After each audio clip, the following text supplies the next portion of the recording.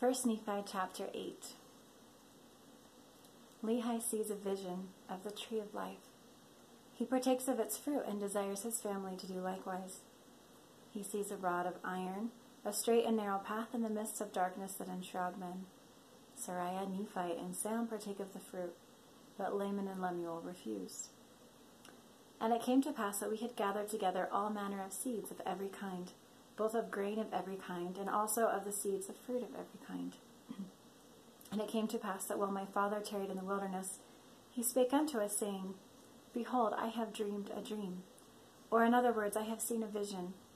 And behold, because of the thing which I have seen, I have reason to rejoice in the Lord because of Nephi and also of Sam.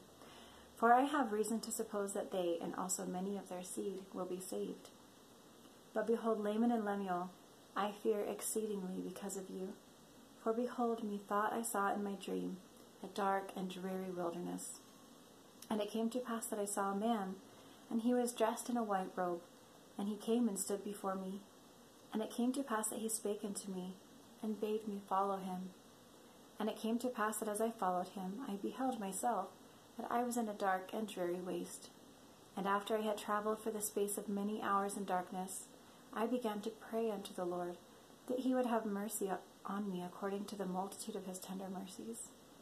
And it came to pass, after I had prayed unto the Lord, I beheld a large and spacious field. And it came to pass that I beheld a tree, whose fruit was desirable to make one happy. And it came to pass that I did go forth, and partake of the fruit thereof, and I beheld that it was most sweet, above all that I had ever before tasted. Yea, and I beheld that the fruit thereof was white, to exceed all the whiteness that I had ever seen. And as I partook of the fruit thereof, it filled my soul with exceedingly great joy. Wherefore I began to be desirous that my family should partake of it also, for I knew that it was desirable above all other fruit. And as I cast my eyes round about, that perhaps I might discover my family also, I beheld a river of water, and it ran along, and it was near the tree of which I was partaking the fruit. And I looked to behold from whence it came, and I saw the head thereof a little way off. And at the head thereof I beheld your mother, Sariah, and Sam, and Nephi, and they stood as if they knew not whither they should go.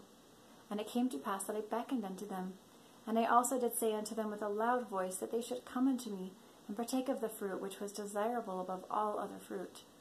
And it came to pass that they did come unto me, and partake of the fruit also. And it came to pass that I was desirous that Laman and Lemuel should come, and partake of the fruit also. Wherefore I cast mine eyes towards the head of the river, that perhaps I might see them. And it came to pass that I saw them, but they would not come unto me and partake of the fruit. And I beheld a rod of iron, and it extended along the bank of the river, and led to the tree by which I stood.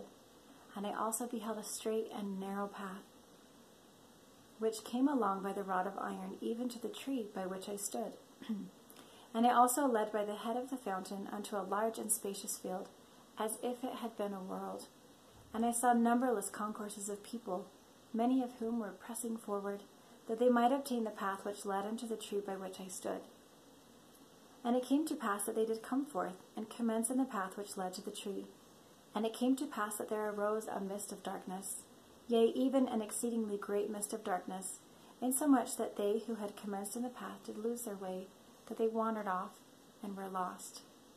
And it came to pass that I beheld others pressing forward, and they came forth and caught hold of the end of the rod of iron, and they did press forward through the mist of darkness, clinging to the rod of iron, even until they did come forth and partake of the fruit of the tree. And after they had partaken of the fruit of the tree, they did cast their eyes about, as if they were ashamed. And I also cast my eyes round about, and behold, on the other side of the river of water, a great and spacious building. And beheld on the other side of the river of water a great and spacious building, and it stood as it were in the air, high above the earth. And it was filled with people, both old and young, both male and female, and their manner of dress was exceedingly fine. And they were in the attitude of mocking, and pointing their fingers towards those who had come at and were partaking of the fruit. And after they had tasted of the fruit, they were ashamed, because of those that were scoffing at them, and they fell away into forbidden paths, and were lost. And now I, Nephi, do not speak all the words of my father, But to be short in writing, behold, he saw other multitudes pressing forward, and they came and caught hold of the end of the rod of iron. And they did press their way forward, continually holding fast to the rod of iron, until they came forth and fell down and partook of the fruit of the tree. And he also saw other multitudes feeling their way towards that great and spacious building. And it came to pass that many were drowned in the depths of the fountain, and many were lost from his view, wandering in strange roads. And great was the multitude that did enter into that strange building. And after they did enter into that building, they did point the finger of scorn at me and those that were partaking of the fruit also. But we heeded them not. These are the words of my father, for as many as heeded them had fallen away. And Laman and Lemuel partook not of the fruit, said my father. And it came to pass, after my father had spoken all the words of his dream or vision, which were many, he said unto us, because of these things which he saw in a vision, he exceedingly feared for Laman and Lemuel. Yea, he feared lest they should be cast off from the presence of the Lord.